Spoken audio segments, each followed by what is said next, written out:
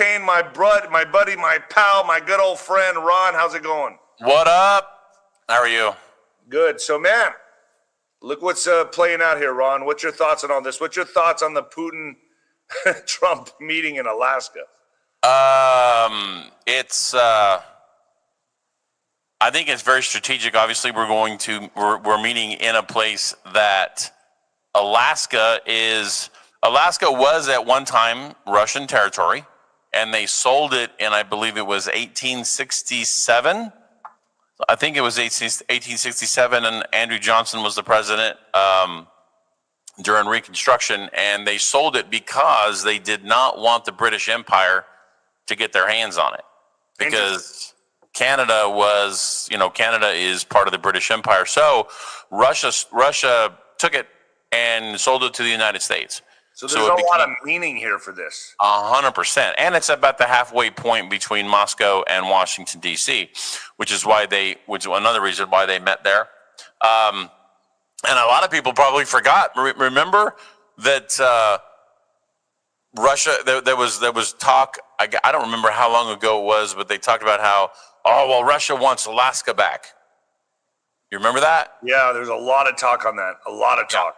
Right. So, and I don't think there was anything to that. I think that was just a lot of bluster, and it was just a nothing burger. If you look at the media, man, it's so crazy because they literally make so many straw man arguments, but in fairness, Trump sends them down rabbit holes. He says things. A lot of people really don't give Trump the credit he truly deserves, because he says things and they cause the left to go apoplectic. And then and then they're chasing dog tails, dude. They're chasing their own tails constantly. He's running circles around them.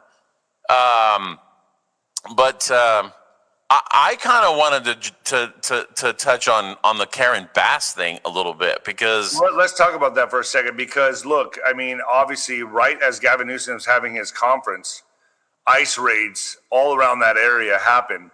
Yeah, Karen Bass is obviously she's let me ask you, and I'm not asking this question because I'm trying to put you on the spot. How much do you know about Karen Bass and her history?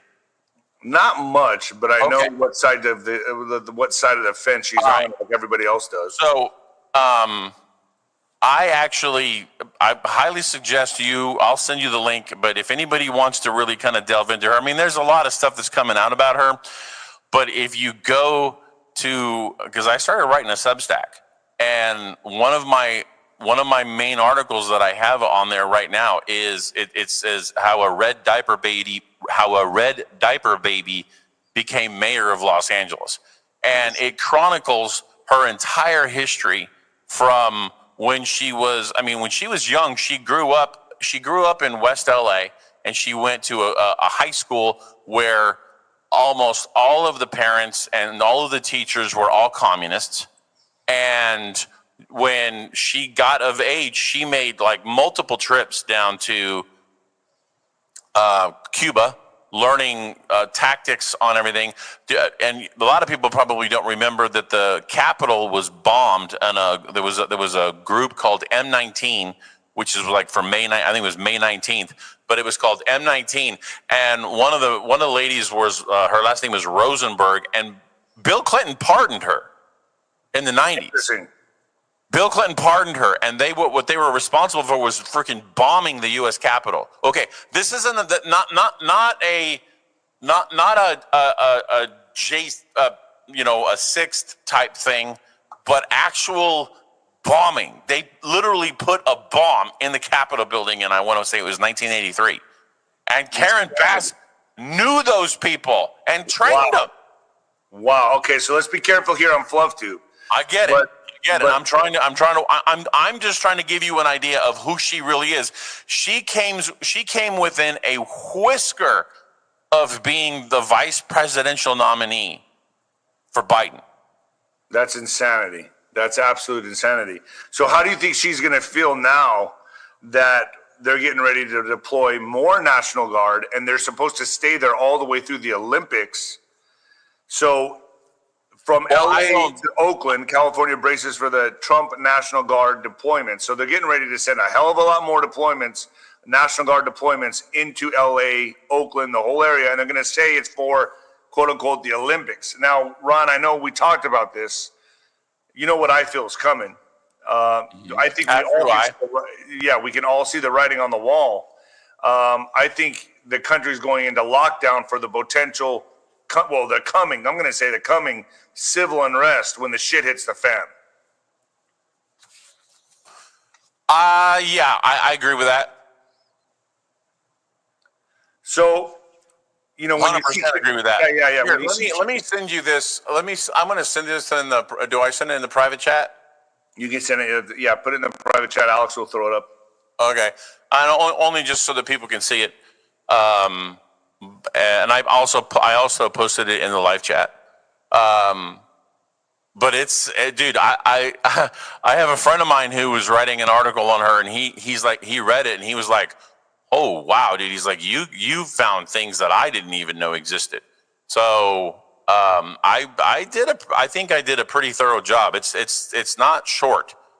It's actually quite thorough. I think by the midterms, you have Newsom coming out. He's going to rezone everything for congressional rezoning to take Trump out of the White House. I think what's going to happen. Well, they can't. No, they can't. Okay, so California actually implemented the only way that they can do that is if they amend the California Constitution. The California Constitution actually makes it so that you cannot do that. And I believe the left did that so that they could protect the power that they have.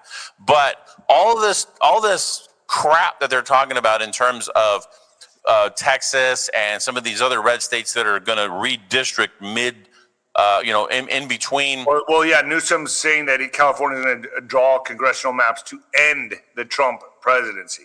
Yeah, but they can't. That's just talk. All right, let me read this article. So, California Governor Gavin Newsom said California will move forward with drawing new congressional maps that he said will end the Trump presidency and allow Democrats to take control of the U.S. House of Representatives. Donald Taco Trump, as many call him, missed the deadline. California will now draw new, more beautiful maps. They will be historic and they will end the Trump presidency. Dems will take back the House, Newsom wrote Tuesday night in a post written in the style of President Donald Trump's occasionally all caps social media post. What I see happening here, the deep state is obviously, we always knew this was going to happen. They're going to propel Newsom. And I think they got two people, the two favorites is going to be Beto O'Rourke and Gavin Newsom. Those are the two they're trying to propel on stage to see who makes it. And I bet you one of them is going to be vice president and one of them will be president, at least trying to be. Now, everyone knows my outlook on this. I think the Democratic Party is done. It's over. I think they're being dismantled. They're going to try their best with Newsom, try their best with O'Rourke, but they're going to fall short. What's your thoughts? All you have to do is just look at the political climate of the country, and you see that the left is losing strength. It's like they're like honestly, if I can use an analogy, it's like they're like a 90-year-old man who used to be a triathlete who's now gasping for air as he's just in the first mile of a triathlon, and they're dying on the vine. There's no way in hell they're going to be able to do anything. And for the most part, people are welcoming the National Guard on the DC streets. Now, there's some people that are lashing out. There's some people that are throwing things at them and they're getting arrested real fast. But for the most part, people are sick of the crime. They're sick of the violent crime. They're sick of the petty crime, and they're accepting the National Guard on the streets. People have been, so not only are, and folks, this is true, not only are people throwing things at the National Guard, but other people are bringing them sodas, are bringing them drinks, bottled water, hugging them. That's what you're not seeing on the news. Exactly. Exactly. So people don't know. They have no freaking idea. You know what? If you want a really good example of a city that was just in absolute chaos, and then somebody came in and cleaned it up. Look no further than New York with Rudy Giuliani. Now, 100%. I have my own issues with Rudy Giuliani, but at the same time, you cannot argue with the success that he had with the what was it, with the broken glass. I think it was called broken glass policing. Right. In other words, what it meant, like if you're criminal enough to break a piece of glass, and you're criminal enough to jump a turnstile, to rob a person, and it just keeps escalating. So the whole point there was they're going to go after everybody who is guilty of a crime, no matter how severe, even if it's this minuscule. But the point is that they're going to show, look, there's law and order. And people want law and order. If you look at what happened in New York, but when Ed Cox was there, people fled. And I think that, I know there's going to be people in the chat that can back me up on this. Here's how I see it, Ron. If you're not doing anything wrong, you have nothing to worry about. If you're not a criminal, you have nothing to worry about. But if you're out there selling weed and drugs and things like that, and you're hurting people, you have a lot to worry about. You do. You actually do. But to me, I used to wonder about this when I was younger, in my 20s and 30s. What would it be like if there ever was some kind of martial law or police state? Well, I would think to myself, well, the country would have to reach a point that it's that bad. And we are at a point now where it's that bad. People are overdosing every day on fentanyl, on heroin, all over Skid Rows in Baltimore, San Francisco, everywhere. I think it's time we clean it up. I'm not against that at all. Let me touch upon something you just said. Okay, so on the fentanyl crisis, in California has tons of. Can I say? Do I say 420? Can I say the? Hold on. Let me just answer somebody that put something in here. Selling weed, okay, is a crime. Okay, look, but weed now is laced with a lot of different things, folks. You don't know what you're getting. Okay, you don't know what you're getting. I'm not against or for weed. I've smoked it. I don't really care for it. It makes me paranoid. But you don't know what it's laced with these days. That's all I'm saying. All right, go ahead, Ron. Well, okay, so the Chinese basically made deals with the cartels. This is how I understand it in the research that I've done. They made deals with the cartels. So now the cartels have basically just given up the entire weed growing operation to the Chinese in exchange for the Chinese giving them a constant supply of precursors to produce fentanyl. Right. And a lot of the labs are actually not in Mexico. They're here in the States. That's right. That's exactly right. So a lot of people think it's coming directly from Mexico. There's nothing to cross. No. They were smart. They said, why take the risk of crossing it? We just go out to a desert somewhere in Arizona and make it there. I mean, that's right. How efficient these people are. They're not even crossing it anymore. Actually, it's. I would say that it's probably not. I'd say it's a lot more sophisticated than that. It very well could be your next door neighbor. 100%. You just don't know. Well, everyone's seen Breaking Bad. 100%.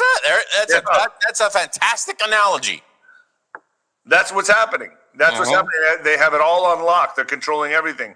Right. And I think these drones that Trump is sending, he just sent the first drone out to past Mexico's borders, tracking and tracing these labs, but they're right here in America, folks. I'm going to tell you that right now. And very, very high quality stuff they're making. Correct, Ron? You know that. Oh, absolutely. The stuff that they put together, the stuff they get, so the only problem with the fentanyl that's being produced by the cartels is it's not regulated from the standpoint that each batch is going to give you the exact same amount. So in a pharmaceutical world, what they would do is you're gonna measure out exact proportions, and it's going to be within a specific parameter so that you can say, okay, this particular product has 10 milligrams of active ingredient in it, right? Each tablet has 10 milligrams of active ingredient. You're not going to get that with fentanyl that's produced outside. It could vary widely, But at the same time, there's not going to be that much of a difference. Still, the problem with the fentanyl is that it's so dangerous because just a tiny little bit. Although I will say it's probably exaggerated whenever you see stuff on television and you hear people, oh, if they just like come into contact or they just touch a tiny little bit of it, that people are gonna, they're gonna inhale it and they're gonna. No, that's Hollywood version of Well, true. here's what I do know, that people a lot of stuff's laced with it. I have friends that still party, yes, that are still partying in clubs and bars, and they have to take medical testing kits to make sure they don't get a bad batch of whatever they're getting. Now, thank God I quit partying 5 years and 9 months ago, because I'd be in a lot of trouble. But I'm just saying that a lot of the people that I still know that are out there doing it have to bring actual medical testing kits. Yep. People are falling over in bars and in clubs, dying. Yeah, every night in Scottsdale, Vegas, places like that. People are just, it's like a battlefield. Yes. They're lacing it in Coke. They're lacing it in, they're lacing it in almost everything. So, and what it does, because it does offer that euphoric feeling. It's almost like it's almost like an enhancer, if you will. Right. So, I don't know if you know that I used to be a compounding pharmacy tech. Did you know that? No, but now I do. Yeah. Well, that's why I understand kind of like the Breaking Bad thing. I understand that because that's what I used to do. I used to do that full time. So I understand a lot of the pharmacokinetics and how you're supposed to dress, the things you're supposed to do, how you're supposed to create lot numbers and keep track of everything. I understand all that, and they don't do that stuff with the street crowd. No, they don't care. And it's extraordinarily dangerous. And that's why I've always said that the main tactic here is to take out our youth, or take out probably 60-70% of our population. More and more people are getting on this stuff, and it's getting more and more dangerous. Well, yes, and you know what? But let's kind of take it back and look at I personally believe the government is complicit in this, and I'll tell you why. Because let me tell you why. So if you go back to the first part of, or the latter part of the 90s and the first part of the 2000s and into the 2000s, what they were starting to do is they started to implement, when you go in for your vital signs at the doctor's office, they would say, okay, well, what's your blood pressure, what's your temperature, all that other stuff. Well, what they started to also do is they started to ask you what your pain was. And and if your pain was at a certain level, they didn't even ask you about if you wanted it. They just shipped it to your door. I remember I went to the VA one time. I think it was like 2007, 2008. I went to the VA and they asked me about what my pain was. I gave them a number. I was like, whatever. I was like, because it was cold, whatever. It was in Virginia. And they the next, 3 days later, I had a freaking 100 Vicodin in my mailbox. Wow. Who's your doctor? I don't know. This was a long time ago. The point I'm making is that what they did was they flooded the market. The government flooded the market with all of these high-powered pain medications, opioids and opiates. Got people addicted. It got people addicted. And then people had to go to the black market afterwards. They withdrew it, and then they forced people out into getting it. I'm actually, speaking of Substack, I'm actually working on a Substack right now that almost talks specifically about this, and it's about how the 18th Amendment, the prohibition, was not created for the purpose of wasn't created for the purpose of like prohibiting people from taking drinks. It was actually created to foster the environment for organized crime and the furtherance of government overreach in terms of growing federal agencies. And I got a lot of evidence to back that up. So I also want to hear from my audience in the chat if you agree with what we're talking about. And I'm going to read this next article. Federal agents in Trump's crime crackdown set up checkpoints in popular D.C. nightlife area. To me, this is almost like entrapment. But, Washington, D.C. steps away from the YMCA, a popular bakery, and a pharmacy. A group of law enforcement officers across several agencies turned a busy intersection in a mixed residential commercial area of Washington into a police checkpoint Wednesday night as part of President Donald Trump's directive to crack down on crime in the nation's capital. Now, I really want to know how people feel about this, especially, people go out to have some drinks, they go out to party, and now you're going to be pulled over for a DUI. I mean, I don't know if I agree with this so much, Ron. What do you say? I'd like to know, people in the chat, what you think. Obviously, they're going to get illegal immigrants as well, but I don't know about checkpoints being set up. It's one thing to patrol the streets. It's another to set up checkpoints. What's your thoughts on this, Ron? Well, I guess it really depends on the severity of the situation. I understand people's reluctance for checkpoints. And I'm not a person that is very high on government overreach, but at the same time, I understand there are needs for temporary measures to combat things when they get too bad. Yeah, but they're putting it in a district where people party. They know people are out there drinking. They know they're having a good time. I guess. Look, I mean, if you're not drinking and driving, you have nothing to worry about. I guess you got to catch an Uber. It's going to force people to catch Ubers, right? Well, but also, DC is not big, dude. DC is small. DC is not it's not a huge city. It's like 10 miles by 10 miles? Yeah. I mean, it's not big. Compare that to Los Angeles. I mean, shoot, Los Angeles or even Phoenix for that matter. Dude, it takes you to get across Phoenix from one end to the other, it's like an hour and a half by car with no traffic. Going across town from in Washington, D.C. is, like 15 minutes, and that's if you're hitting traffic lights and whatnot. So D.C. is just not a very big place. And not only that, but you also have the metro. So it's not like there's no public transportation there. I agree with you 100%, but just to show you how they're not taking any shit at all in D.C., 20 officers came to arrest a man charged with throwing a sandwich at police officers in D.C. His lawyer says a man who worked for the Department of Justice was charged for allegedly throwing a sandwich at a federal law enforcement officer in Washington, D.C. amid President Donald Trump's takeover of the city's police and increase in federal law enforcement presence. The man, Sean Charles Dunn, appeared in court for initial hearing Thursday after 20 officers were sent to arrest him, his defense attorney told the judge.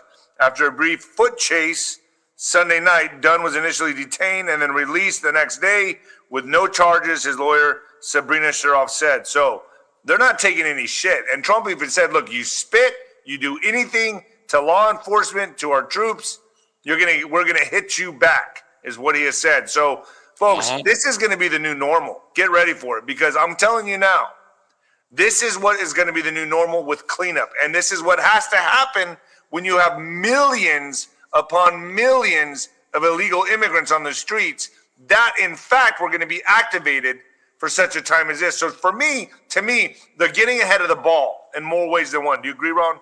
100%. And if people want to talk about things that are like overbearing, are you familiar with like the laws in Singapore? I mean, I know that's not the United States. Yeah, like one strike and you're out, bro. That's it. Yeah, dude. If you get caught with any drugs, almost any drugs, it's like almost a death penalty. I think dude. I think it's life in prison, and especially if you're an American or a foreigner visiting there, you're done. Yeah, gum is completely illegal. If you get caught spitting on the sidewalk, it's like a freaking $1,000 fine. I mean, we got to be real careful. See, it's like David Icke says, the totalitarian tiptoe. We got to be real careful that we're not headed into that direction, right? As we watch the pendulum go really far left, we got to watch this all together, make sure it does not go really far right. Now, I'm all for cleaning up the streets, getting the crime out of there, getting the drugs out of there. But there's a fine line, folks. There's a fine line before they start impeaching on your rights. You agree with me? Yes, I do, and I want to say something to somebody in the chat. Said California, Glenn Pillar. California's lost. No, California's not lost. California can't be cleaned up. I guess I guarantee you, this is California because I'm in California. I mean, California is bad, but California's not lost. When the pendulum swings back, and it will, because it's already beginning.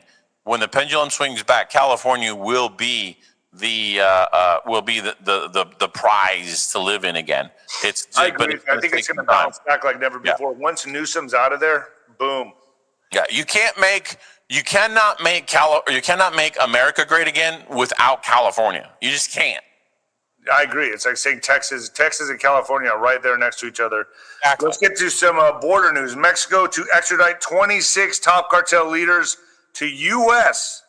in Trump administrational deal. Mexico is handing over 26 top cartel leaders to the United States this week in a deal with the Trump administration. The cartel figures were scheduled to fly to the U.S. on Tuesday.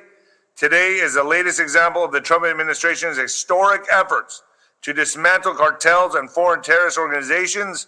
Attorney General Pam Bondi told Fox News that these 26 men have all played a role in bringing violence and drugs to American shores. Under this Department of Justice, they will face severe consequences for their crimes against this country. We are grateful to President Sheinbaum and the Mexican government for their collaboration in this matter. Now, I'm really confused about Sheinbaum because if you know who runs Mexico and you know who put her in there, it's the cartels. So there's a big tug of war for her soul right now. Who's she going to play ball with? It looks like she's playing with Trump. She's going to play ball with Trump. But let me tell you, at a very high price. What's your thoughts on that, Ron? I do. I agree with that. I'm very skeptical of Sheinbaum. Number one, she has extraordinarily hard socialist leanings, and putting her in a place where it's, let's be real. The cartels know where Mexicans' bread is buttered, and that's through tourism. Yep. Now, so they're not going to mess with things that involve tourism, but you're not going to be. But in terms of like how the government is structured and how and things are run, I wouldn't be too sure on that. Let's go to this. U.S. warns tourists do not travel to sections of popular vacation spots in Mexico. If you're traveling to Mexico anytime soon, you might want to take extra precautions before you go, and take note that there are several areas of the country where you should not travel. The U.S. State Department issued a travel advisory to Mexico warning tourists to exercise increased caution in the country due to terrorism, crime, and kidnapping. The agency also warned tourists to avoid traveling in 6 areas, including the states of Colima, Guerrero, Michoacán, Sinaloa, Tamaulipas, and Zacatecas. Due to I hope I said that right. You did pretty good. All right. Combination of crime, terrorism, and kidnapping from cartels, terrorist groups, gangs, and other criminal organizations. Here's what I think, and I think this is coming. They're going to get so desperate, they're going to have to resort to things like this because they're going bankrupt. The border is completely shut down. They're going to go bankrupt. They're going to have to go for the low-hanging fruit. What's your thoughts, Ron? Agreed. But I think some of that is media spin. One of my very good friends lives in the Yucatan Peninsula, and she tells me all the time it's not nearly as bad there as a lot of the media is portraying it. I think it's really done for effect, but that doesn't mean that there's not some truth to it. But I think a lot of it is just trying to stir the pot for chaos, just for the sake of chaos. I don't know what the end game there is. I really don't, especially when it comes to Mexico. But maybe it could be that they're trying to provoke the cartels. Who knows? So let's think about this from an outside the box perspective. If tourism is the primary thing that keeps Mexico afloat, and they're now warning people, don't go to Mexico, don't go down there for tourism. Then how is Mexico going to respond? They're going to respond violently, perhaps, And it's very similar to like a Pearl Harbor type situation. I'm not saying it's going to be of that level or that magnitude, but I am saying they could fight back in subtle ways, or it could be this is them saying, look, we're going to try to prevent our people from going down there because your cartels are flooding our country with drugs. So I don't know. It could be a tit for tat battle. I don't know, but I know that there's a lot of expats down in Mexico right now, and I have got a good friend who's one of them, and she says that it's not nearly as bad as everybody says. In fact, she says it's quite blissful. So let's switch gears just for a second, and I'm going to read this next article. Advocates fear Trump's crackdown in D.C. will put many homeless people behind bars or in camps. Now, I've heard this is coming. What's your thoughts on this? As hundreds of National Guard troops deployed on Tuesday in the nation's capital, White House Press Secretary Caroline Leavitt said homeless people in Washington, D.C. who refuse to move into shelters will face prosecution or fines.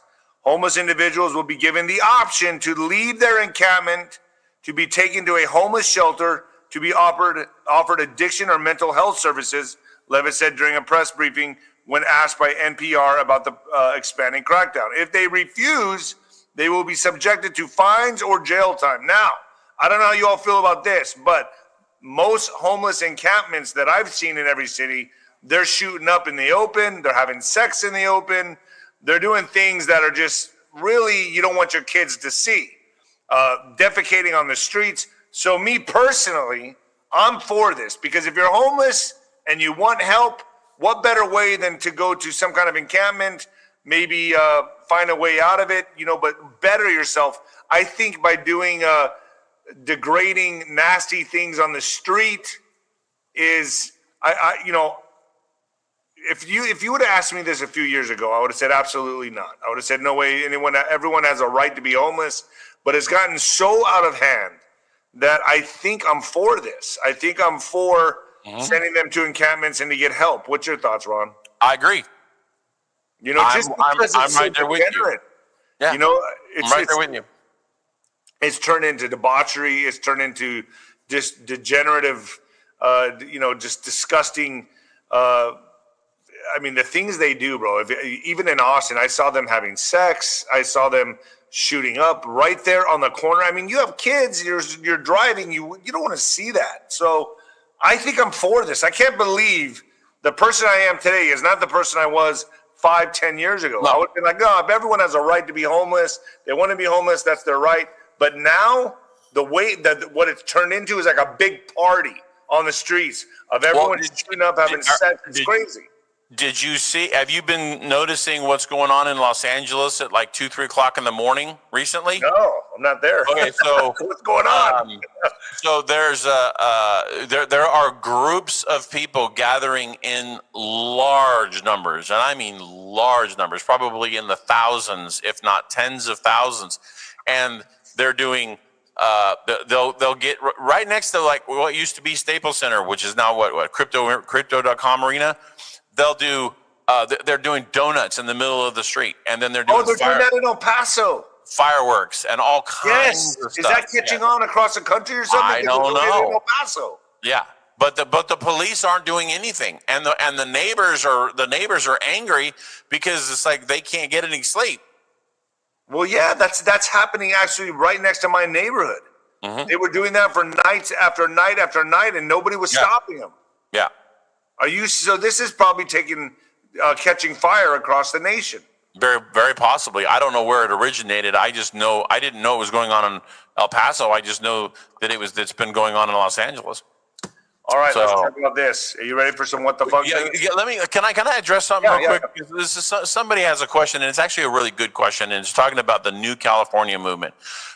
You guys, you got to realize that in California, the way it works, if you're going to apply for statehood, if you are part of a state, you have to get approval from the state legislature to break away and form your own state. The only time that didn't happen was when was in 1863 when West Virginia broke away from Virginia to be included into the United States. And the primary reason is because Virginia had seceded from the United States. Therefore, they could.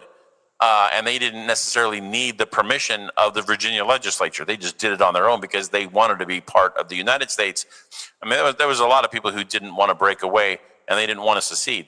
But in California, I understand what Paul Preston is trying to do, and that's the guy who's in charge of the New California movement. I understand it, I respect it, and I wish it could be something, but for me, it's dead on arrival. So I just, from a constitutional perspective, I just don't see that it's feasible. All right, let's get to what the fuck news. And what the fuck news, Vikings under fire. Get this, folks, over male cheerleaders. Now, I know a lot of you are thinking, what's wrong with a male cheerleader?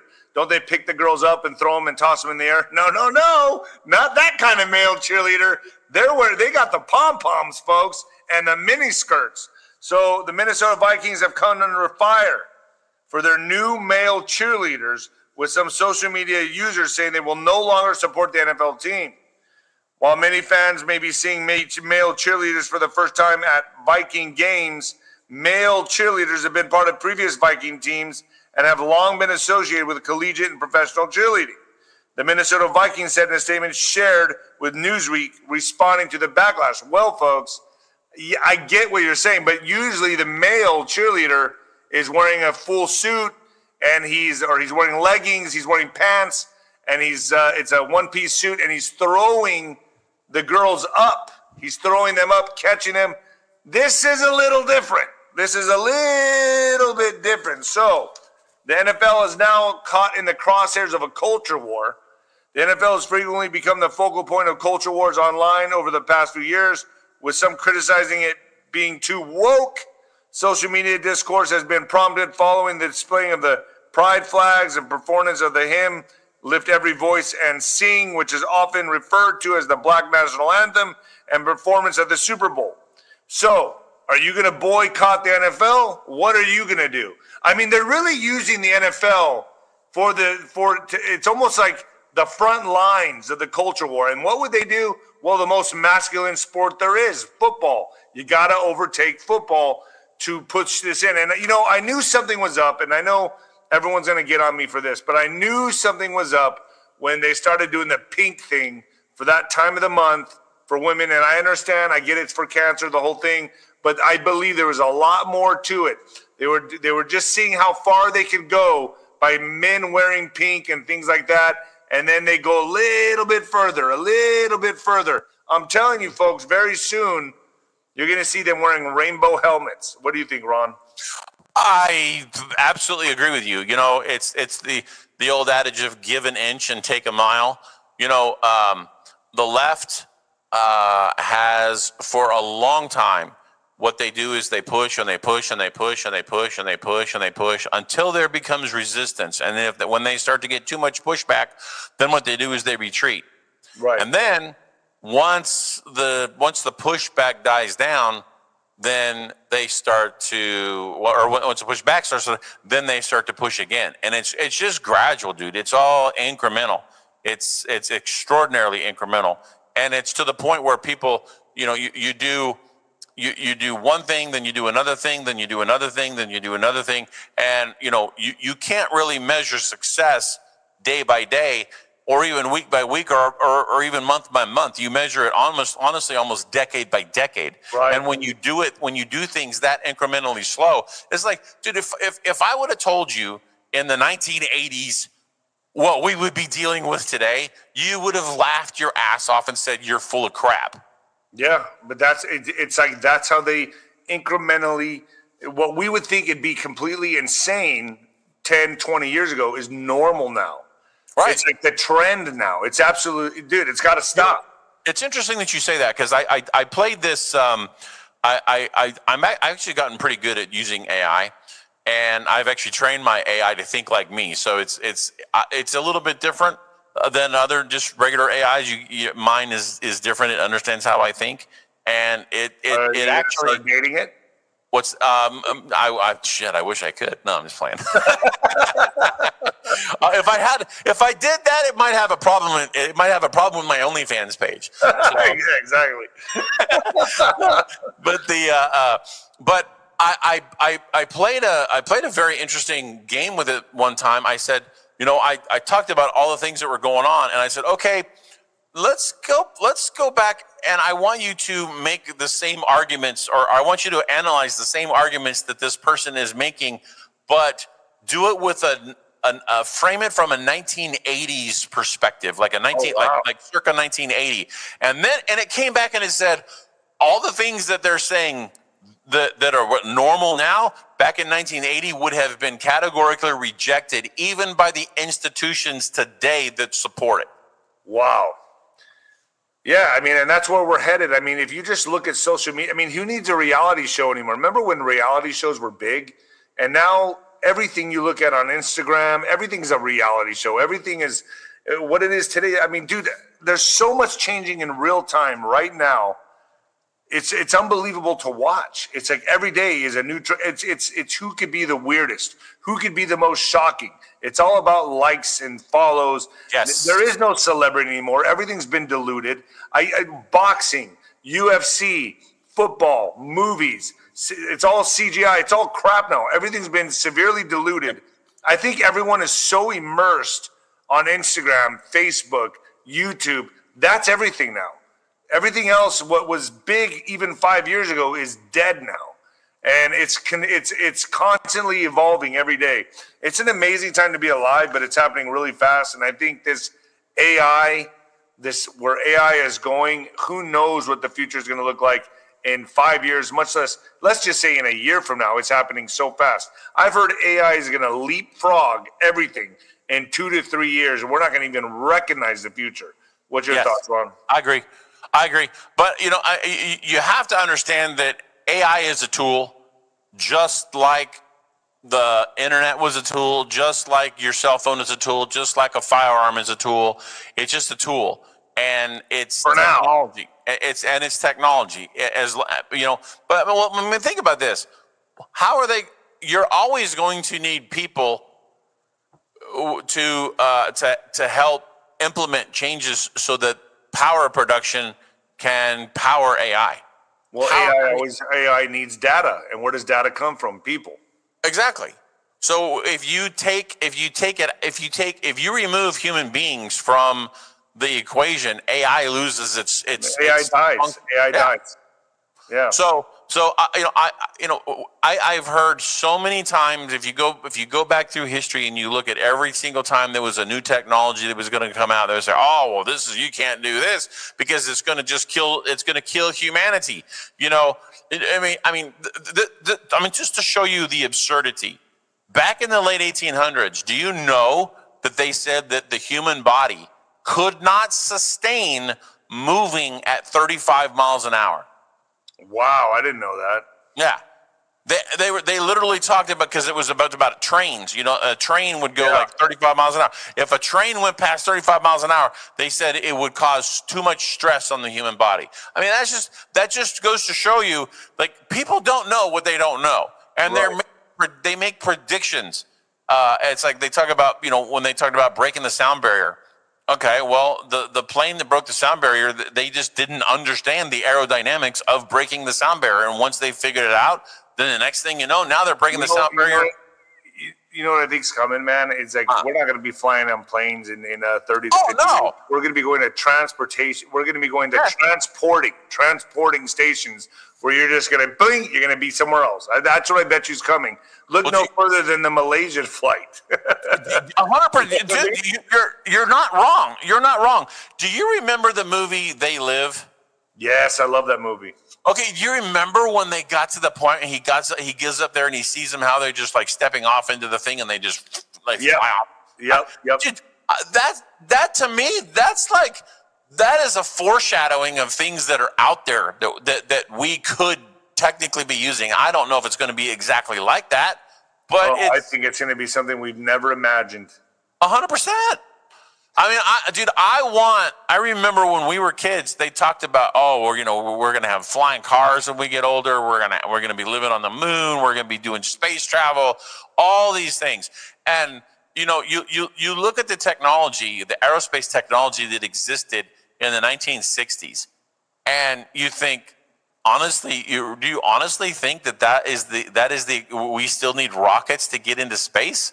Right. Really? Exactly. And who would have thought you'd have driverless cars before flying cars? Like, that's something that I thought would never, like, I think it's a lot easier to make a flying car than a driverless car, changing lanes, driving by itself. I can't even believe the shit I see in 100%. Austin or in San Francisco. It's unbelievable to watch. Yeah, 100%. I couldn't agree more. Ron, I appreciate you coming on. I'm going to cut it right here. I'm going to go eat some breakfast. Ron Partain, everybody, untoldhistory.tv. Go ahead. I'm gonna send you one quick thing in the I'm gonna post it in there. It's about a 15 to 20 minute video, and it's about how this guy really he talks about how like basically MK Ultra has essentially been put into social media, and one of the worst perpetrators is Instagram. Wow. So I'm going to put that in here. Hold on. Let's read some super chats. Okay, go ahead. Okay, let's get some super chats up, Alex. Cougar player 8 mom. Cougar mom, huh? Oh, thank you. Appreciate it. Lucia Robertson, thank you so much. Super sticker. Michelle Christians, TV is fire. Oh, thank you. Thank you, your team, for all you do. We're doing our best. Thank you. Anthony Hummer, do you all hear Australia is banning machetes starting September? I mean, doesn't surprise me at all. Next one. Susan, Diane, Ron, do you have any insight on the new California proposal to carve out a couple of cities? I talked about that. That's what I talked about. All right. Next one. Vicky Bartone, I believe Trump is taking care of the people that really want to help, and the drug people that will have to be up on the street I agree. Look, it's either you want help, but you can't be a detriment to society. So I think he's doing the right thing. I can't believe I'm saying this. 5, 6, 7 years ago, I wouldn't have agreed with any kind of martial law or soft police state, if you want to call it that. But we got to watch where it's heading. All right, next one. I think Artemis Supreme, is that what it says? US Prime 111. Thank you, Nino. You and your show is now becoming the new Art Bell show. All you need to talk about on your shows is about Ghost. I need to talk about ghosts or bring Ghost on. All you need to talk about on your show is about Ghost. All right, so I'm guessing apparitions and ghosts and shit like that. All right, folks, we're done. We're out of here. Ron Partain, untoldhistory.tv, untoldhistory.blog. Thank you, Ron, for joining me, folks. Thank you. Because we're kind of coming up on the 9/11 thing, can I tell you just something really interesting? You got an OnlyFans special? Yeah, I do, actually. So check this out. Do you know what the 4 flights were? I don't know if you could talk about this on Fluff Tube, but go ahead. Well, I mean, it's you just never know. Go ahead. Yeah. Okay. So the first one was Flight 11.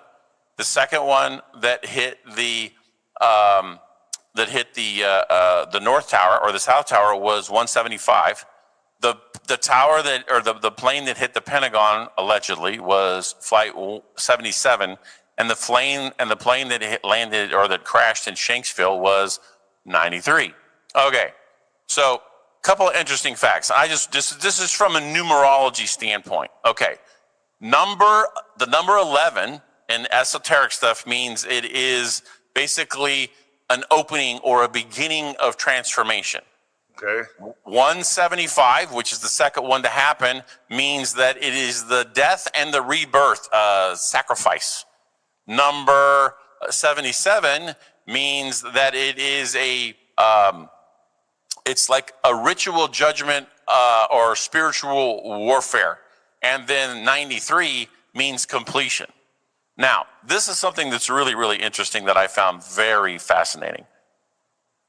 93 crashed in Shanksville, 77 crashed at the Pentagon. Flight 11 hit the North Tower at the 93rd floor, and Flight 175 hit the South Tower at the 77th floor. Very interesting. Very interesting. Some fun facts for you, gentlemen. Fun facts, because we're coming up on that. We're less than a month away from that. So anyway, just some interesting things that make you go, All right, Ron, I want to bring you on the morning show again, man. I think people love you. I had a good time with you. We had some good banter going back and forth. Awesome. Thank you, Ron. Thank you, everybody. Hey, Nino. All right, so what do you think of the show today? Yeah, man, it was good. It's great. Yeah, good stuff. Yeah, it was a good additive, right? Yeah, for sure. And no, it's great to get Ron's perspective. And man, I mean, I have to agree about the homeless thing. And it's I would have been the same way like 5-7 years ago. It's like, people have a right to live if they can't, they're down on their luck. But there's a lot of other factors that are in on this, that go into it. Isn't it crazy how, like, is it me, or like as you get older, seems like you start turning a little more conservative when you see the reality of the world, right? I don't know. Yeah. I can't believe, like 5-6 years ago, I would have said, homeless people, let them be homeless. Don't touch them. Leave them alone. That's their right.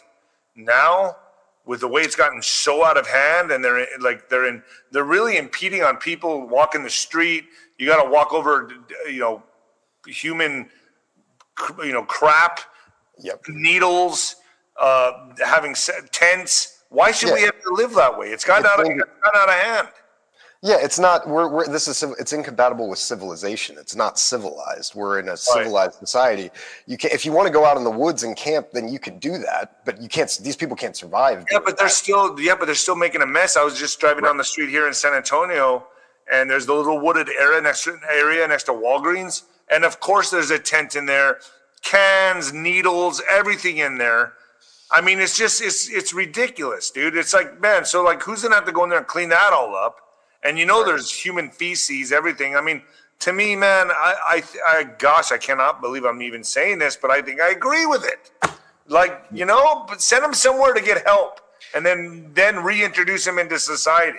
Right. Yeah, that's what I think. I think we need to bring the asylums back. Now we have a much better understanding of like mental illness, and we have different technologies and treatments. We're living in 2025. It's not 1925 or 1875 when it was brutal there. But like asylums, it can be like a therapeutic place, and then that has stages of, as people progress through their treatment and mental healing, then they, get on a path to be back reintegrated into society and all that. But we need another solution, something. I do too. I agree. And a lot of people are saying, you're for the police state. No, I'm not. I'm saying the cleanup is what we need, but we cannot. No, I don't want military on the streets. I don't. But guess what? The crime is so bad now. Whether that was done by, whether that was engineered, well, hey, that's up for debate. Problem, reaction, solution, that's up for debate. Was that all done so that we do bring in the military and have a police state? Hey, that's up for debate. With that being said, folks, I'm signing off. Thank you, Alex. Thanks, Appreciate everybody. And the new heavyweight